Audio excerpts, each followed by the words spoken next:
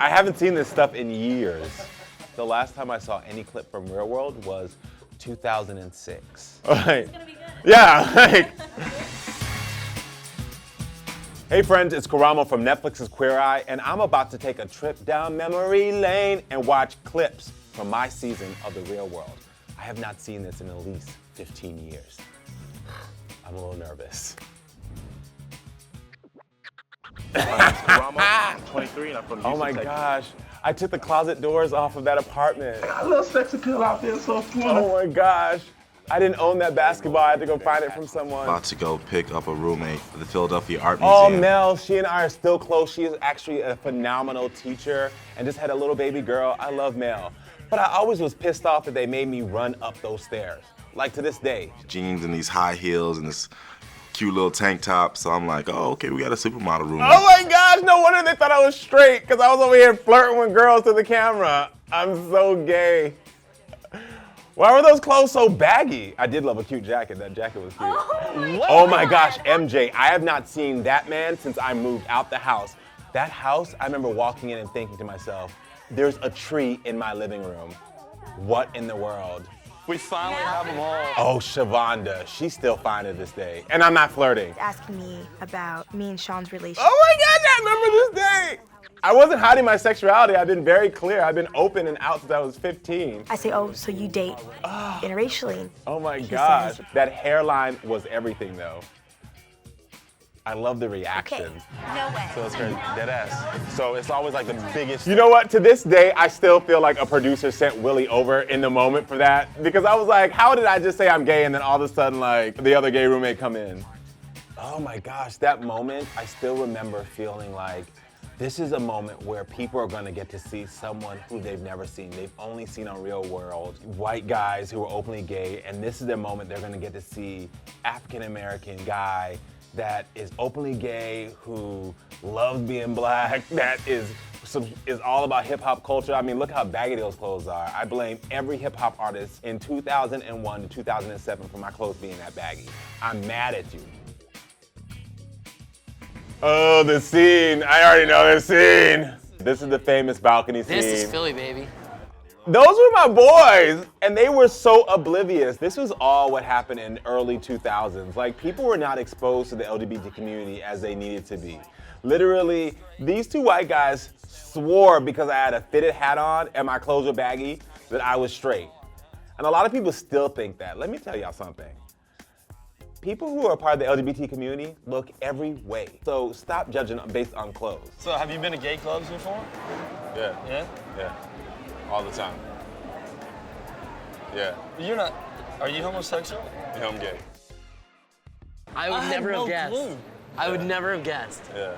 That moment, oh my gosh, what I loved is back then memes weren't a thing, but the way these two, their mouth fell open, that would have been a meme. I already know it. It would have been a meme because both their mouths just dropped. And he said, "Are you a homosexual?" Who says that? Like, are you a homosexual? Let me tell you, like, it's really funny though because I noticed as I started talking about my sexuality with them, I got a little bit more hood.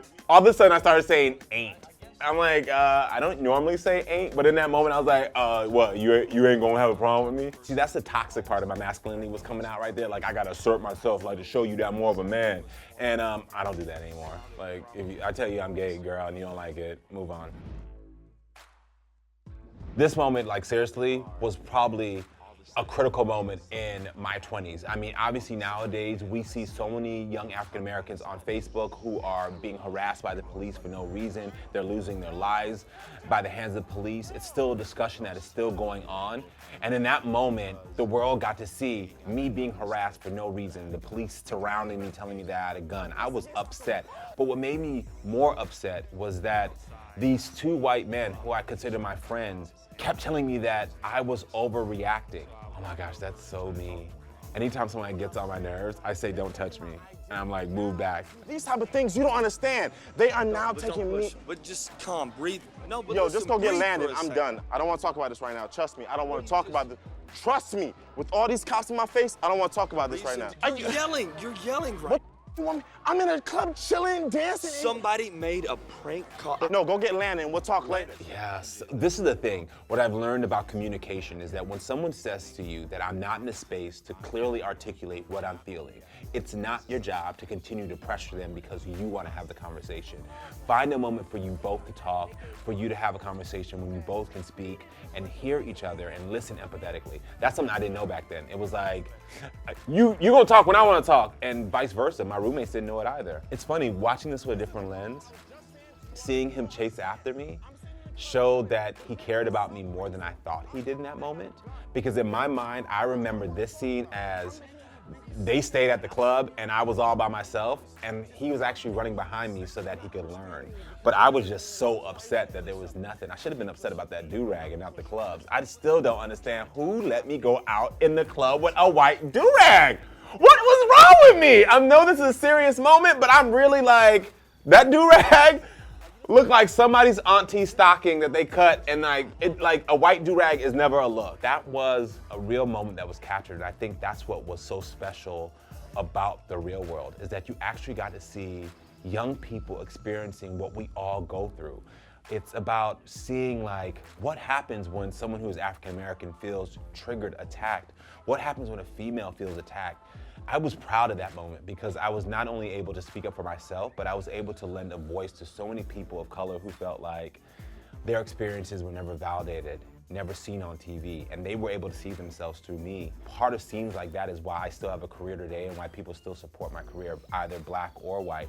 And I'm just thankful that that moment didn't escalate higher, because that could have turned out really ugly. I'm thankful that I now know better about how to communicate. And I'm glad that I no longer own a white do-rag. Trust and believe. Hey friends, it's Karamo. Make sure if you want to watch any of the new seasons of Real World, you go to the Facebook page right now and tune in.